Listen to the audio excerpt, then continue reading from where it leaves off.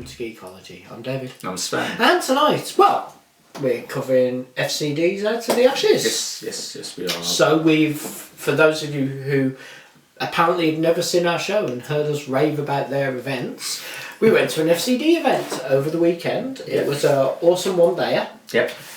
It started off nice and chilled, relaxed. People came in, they browsed around some stalls, People they arrived chatted. later than they said they would. We're not going to be able to film with that high-pitched whine going on in the background. I had the camera. Shocking. I had the tripod. Shocking. I had the memory card. Fascinating. I had batteries. Yes. And you recorded everything on yours. Yes. But I Not had falling for that again. all the stuff was there. So, Yes. as we said, it was I even nice, it designed was it. relaxed. Then they did the guest talks. The guest talks were really good. They broke that up with some light humour, some breaks in between.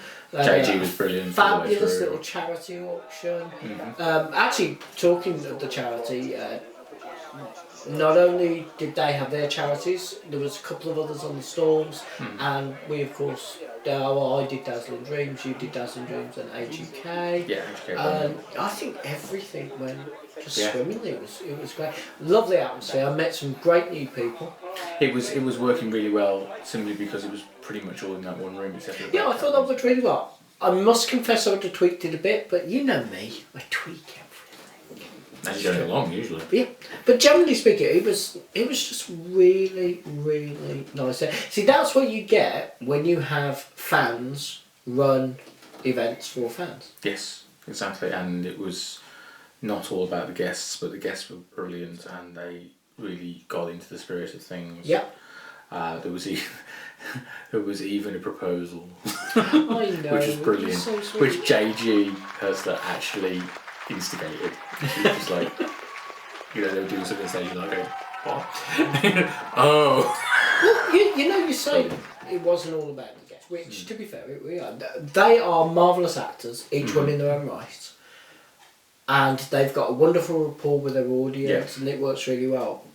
I honestly think I would, and I'm not saying they're not big actors, because in their own right they are. Yeah. But given a choice between an A-list actor, where I only come on to the stage and talk for an hour, darling, and I'll do some autographs and then I'm gone. Sod that. I would much rather have Completely. somebody who's going to be funny and chilled and relaxed and actually enjoy Being there. Yeah, completely understand that.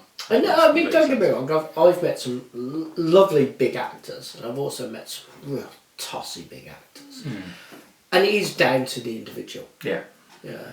And then they say, oh no, it's because it's not. That person, regardless, would be that way. I mean, you can usually tell whether the actor is a fan of the show and enjoys the fans is if they turn up to the party at the end of the night. Yeah, that's always a good indicator. Always gives it away, and I think they were all there, weren't they? They were there at the beginning. I think they sort of. I think some of them flaked out because it was like, fair enough, you're knackered. They've done quite a lot, but anybody who joins in the disco is pretty much. Yeah, completely. I mean, looking at the day as a whole, I was there from 8 o'clock setting up because we were doing a sort of Geekology / fundraising table for charities. We were showing episodes and annoying people intensely with those. There's even an image of me running around where I had a photograph taken. We weren't. You were. I was simply there as background. You were annoying people with it. There's an image running around of me standing behind the table with like me in uniform and then the episode running, which has come out on the camera perfectly. I'm just like, really? So I look like I've got the ego the size of a planet. Well, there was a great point during the event where you had nipped out to the toilet. The guests started talking, there was a quiet bit, and then all we heard was one of the bloopers with you ring out across the room. That's the point where I went, let's just unplug this. Yeah. Oh, it's got an independent power source aside from the cable. Let's mute that. That's the volume button to turn it up. Flick that switch. Yeah, I was starting to worry that it was like... Robot mode. No, it was great. I mean, you know me. I'm always about chatting with people. Yeah, It was just really nice. I got to talk to some really cool new people and some old friends as well, which is always nice. So, it was a good mixture of people. Yeah, generally it was. Yeah. Looking around at the other tables, there was quite a few dealers selling stuff. There was of course Santa Claus, which has some really nice stuff. It's the first time I'd seen in the flesh the 1:1000 scale Enterprise and D7 battle cruiser. Yeah. I'm looking at it going, that's really quite nice. It's actually I got talking to a couple who've gone, we know you, and I'm like, you look familiar too, and I'm not quite sure why. And we got chatting, and they used to run the old VidCon conventions. Oh, okay. And they'd come to some of my Galileo ones. We got talking about it, and we turned out that on and off we'd been bumping into each other for the best part of 30 years. and this is really weird. One of the strange points in my collection, because you know I've got all the Star Trek stuffed toys. Well, what you might not know is, in with all those Star Trek stuffed toys, there is one. It's a one-handed puppet, and it's a bunny rabbit. It's a white bunny rabbit. It's got a little coffee stain down one side. And the reason for that was there was a joke at the last ever MidCon about bunny girls and bunnies, and all the committee had little bunny rabbits, and we're doing things behind the curtains, behind the guests, and you'd be randomly doing something, you'd just see this rabbit going across the thing. And in the charity auction, they auctioned it off. One of the set they'd auctioned off, and I'd won it, and I went to her, I've got your bunny, and she went, what? I went, MidCon the last year with the bunnies. She went, yes, I've got them all at home, blah blah blah. And I was like, you're missing one.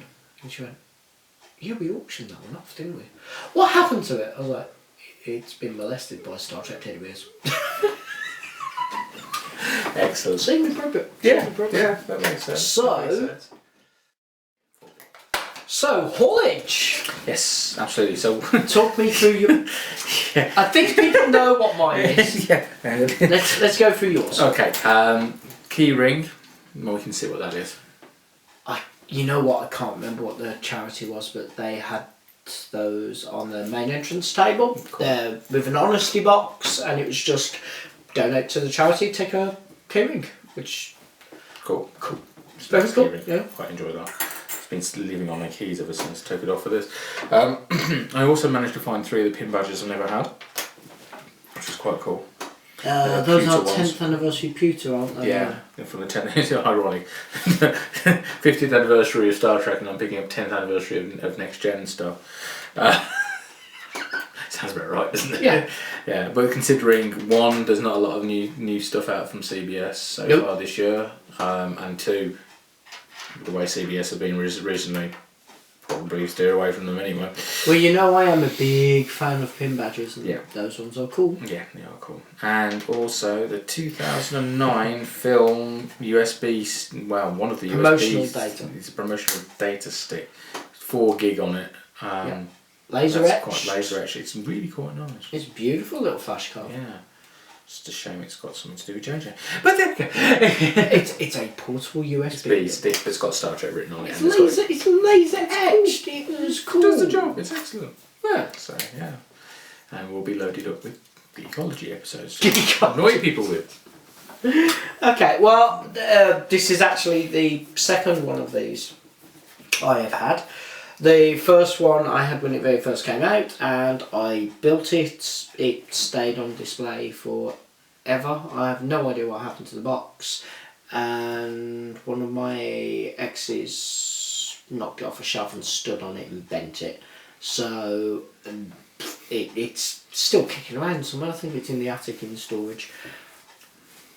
But I saw this and I was like, oh man, that thing was terrible. Oh god, it was really awful. It was so bad.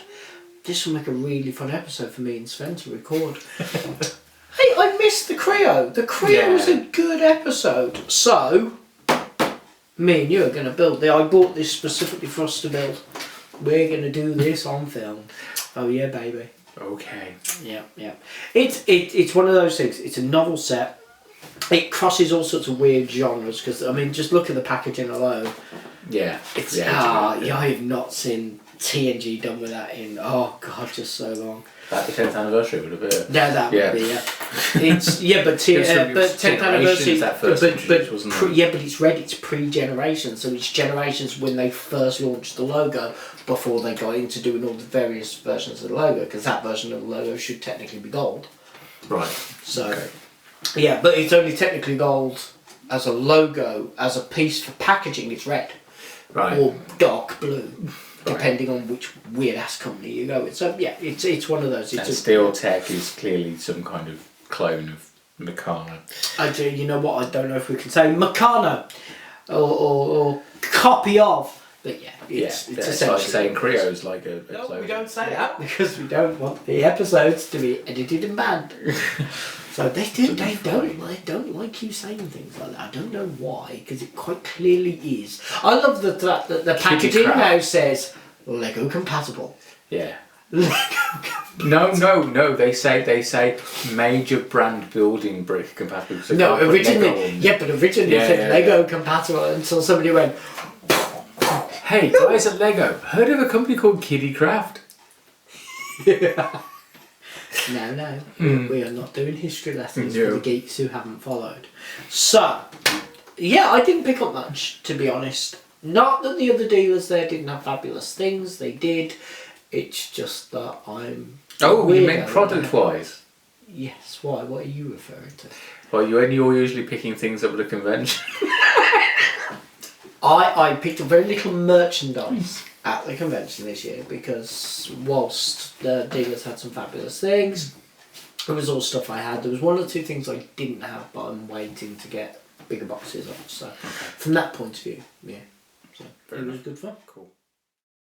So yeah, from a haulage point of view, I mean, I was thrilled because they had a really nice cross section of dealers. Yeah. They had dealers who specifically had some Trek, and then there were the sort of new artsy type people, and there were people doing stuff for charity. So from that perspective, all good. I very much enjoyed it, and we were there. So and any time when you're at an event for fans of Star Trek where there are things that you haven't seen on the high street yet, they're only out in the States, and it's the first time you've ever physically seen them, that's always a good thing. They had nice bits for you to have photos with if you bunged a bit to a charity, which again, lovely. To tell you the truth, I genuinely like the fact there were honesty boxes kicking around because you don't see that as much as you used to. So from that, I very much enjoyed. The atmosphere, the whole room was the right thing. size. For what they were doing. Perfect Totally. They had the bar on in the foyer area for the room, which works brilliantly. There were teas and coffee served all day. That was a stone throw, so that was really convenient. Main bar with meal options wasn't that far away, and they were all right. They were all right for a hotel. The hotel staff were nice. Yeah, and they actually some of the hotel staff were absolutely fantastic, helping people out. So the evening part, I love the disco. I'm all about the disco. So I enjoyed the disco. I liked the fact that they had karaoke. I personally would have preferred the karaoke maybe in a side room. Or as maybe just like for the first hour we'll do karaoke. So that, but again, that's a tweak thing. They did it their way. They wanted to do it. So I think the biggest problem was, I'm not going to say running to schedule because it's an event. It's an event. They don't do that. It's not a proper convention. I would have worried if that had ran anywhere close to time. I would have worried. Yeah. But I mean, I'm not a fan of having a sit-down meal as part of an event. I'm really not. Yeah, but you see, the problem is some people really are. Yeah, I know. I'm with you. I don't enjoy it. The social side of things, I love that. You sit on a table, you're chilling with some people. There's some food, there's some drink. It's great. But the formality of it. It's always a bit of it's a bit like being stuck at a wedding with people that you barely know. Yeah, completely. There's always that. There was one thing that put me off the ball, the SF ball, and it always seems to slow everything down and literally puts a stopper on the evening, and it never ever, doesn't matter who's running it, never ever runs to time. No, it can't. And I don't. Psychiatric. Yeah, and I don't mean it runs over a little bit. No, it's always hour. It's always ridiculous, and I could understand wanting to do it and the fundraising side of it and everything like that, but I think it just gets slightly in the way of the social. If I was going, if I could like go, guys, do this, I would. It's probably the only positive thing I can possibly say about creation events, because I worked with them for a little while and I did a few bits. The only thing creation events ever did that I went, I like that. This is good. They did cocktail evenings for the first hour or an hour and a half. You paid for the cocktail evening. You could go down in your best uniform or your smart dress, or you could just go in jeans. Nobody ever went in jeans. You'd go in. You'd have cocktails. There might be some like finger buffet food at the side. You got to have one-on-one time with the guests. That really works. If they want, rather than the meal, maybe do that as an extra thing to raise money for whatever thing. I think a 1 to 1.5 hour break in the programme. It's always a bit harsh. Well, we nipped out and had pizza, which worked for us. Yeah. So exactly. So, so if we were going to pretend it was a toy and we were going to score it, what would you give the event? 9. I'd go with a 9. Yeah, 9 out of 10 all day long. Yeah. Literally. I'm going to guess that you're not going to give it a 10 because the meal thing tends it's to the not only be thing, because your- that just puts me off the events, to be honest. It's having that kind of sit down meal. Alright, well, you see... But other than that, everything else about the day, the main room was great, the atmosphere was great, the mixture of people the team was are great. really good. The team are fantastic. The team are really nice. And there's not one person in there that wasn't doing a fantastic job. Yeah. And considering they were all doing it, Actually, for I tell you what, charity, can't knock it. not trying to blow smoke anywhere. One of the things you normally get, because they've got a decent sized crew. Yeah. One of the things you normally get with crews that do things, you'll always get somebody. I'm very important and I'm very busy and I'm doing this. Not one of them is like that. No, they are they're all very, very friendly and not.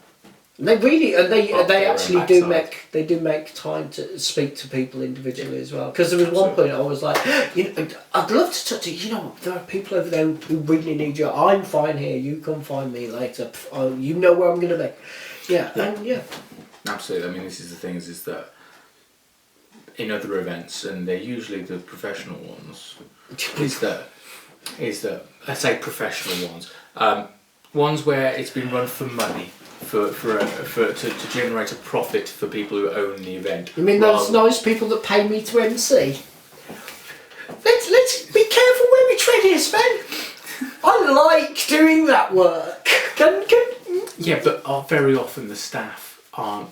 Oh yeah, okay, yeah, you didn't have that. This is the thing is that it's amazing how unprofessional professionals can be with customer service, and how professional the fan run stuff is when it comes to customer service and looking after people. Yeah, it's true. That is very true. And again, it's probably exactly, and this being a foray I'm into now, it's very much like going into a commercial retail shop and a charity shop. Whereas the commercial retail shop, all they're interested in is putting your money in their till and don't want to interact with you. And a charity shop was where they will look after you. That's the difference. Okay. Yeah.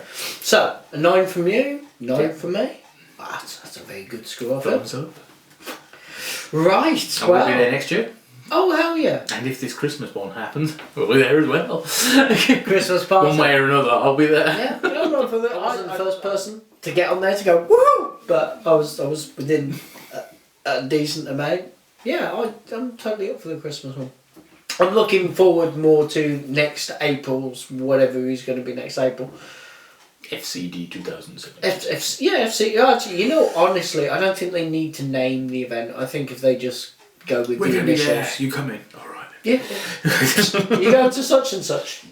Yeah. I think that about wraps it up. Oh, actually, you know what? I know we did it at the event, but we'd like to do the whole cheesy a couple of thank you. So we'll start with Dave and Will. Yep. Because they put together a fantastic team. Yeah. The team did incredibly well. They did a fantastic event. Personally, they've had a lot of crap that they shouldn't have had. So on that level, cracking. Thank you to the guests because they were marvellous. They really helped set an atmosphere and a thing. But you know what the biggest thank you would have to be for? The attendees. Everybody went. Went. Everybody had a lovely time. It was great meeting and chatting with people. It was just so. It was refreshingly free of politics. Yeah, I don't do well with that stuff. I think that covers that. Yeah, it was good. Right, you can subscribe to us here on YouTube. You can follow us on both Facebook and Twitter, and of course there is the official Geekology website. Thank you for watching, and good night. Bye.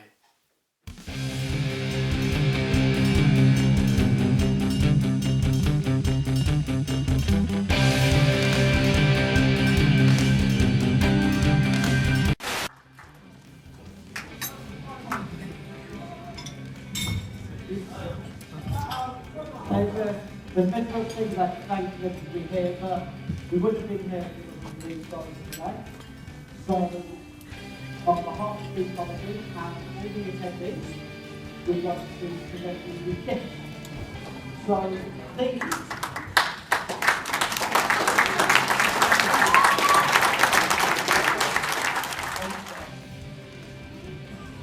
The one and only Captain Kirk for being true leaders of family. Can we have a round of applause?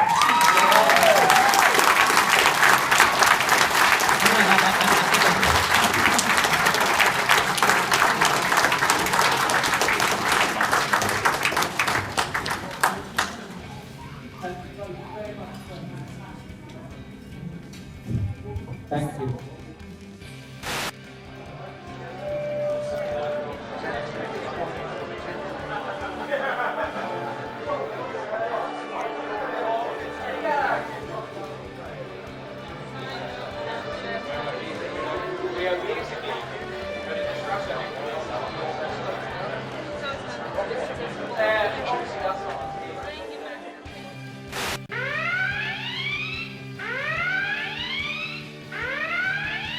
That was not the first bath.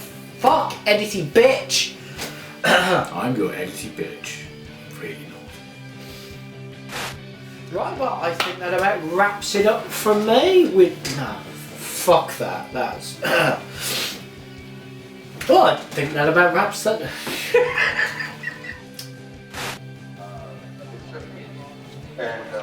Anyway, it's a lot of fun. Thank you. Thank you, sir. I don't even know how I find things. Does anybody have an iPhone out there? Nobody has iPhones in England? Oh. Do you know how to use all the things on it? I don't, and I never have. Somebody had to tell me, oh yeah, check the iBooks app. I said, where's that? Favorite outtake. Oh gosh, I just did a convention with Bruce and he reminded me of a scene that it was his first season and I think he was really tired. It was the end of the day and I believe he took about 38 takes. And it was in C&C and I had one line between his speech. And I, thinking I'm being helpful, as he's almost through the speech, I'm doing this. And he said every time he looked at me, he screwed up. So I started just looking down and yada yada, and then I was really, really thinking I gotta help him, and then my line was up, and I didn't say it. And it was the only time that he actually got the entire thing right. And he's looking at me like this.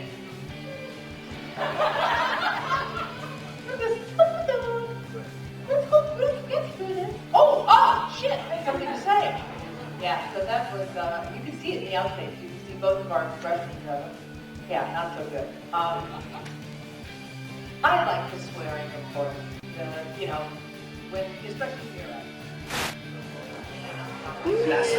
Whatever. Well, no, there was the option on the Blu-ray of Section, you can click between, so I don't see a problem.